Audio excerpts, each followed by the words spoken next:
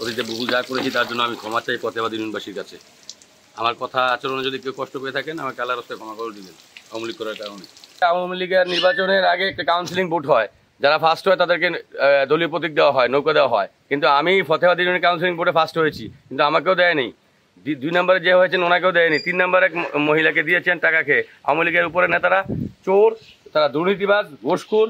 তাদেরকে যদি কোনোদিন পাওয়া যায় সামনাসামনি তাহলে দেখা হবে ইনশাল্লাহ। রাস্তাঘাটে যেখানে পাওয়া যায় সেখানে সাহায্য করা হবে। আজকে দুধ দিয়ে গোসল করে পবিত্র হয়ে গেলাম। আজকে দুধ দিয়ে গোসল করে আমি আমার আত্মাকে পবিত্র করার চেষ্টা করলাম। দোয়া করবেন আমি যেন সেইভাবে থাকতে পারি। আলহামদুলিল্লাহ।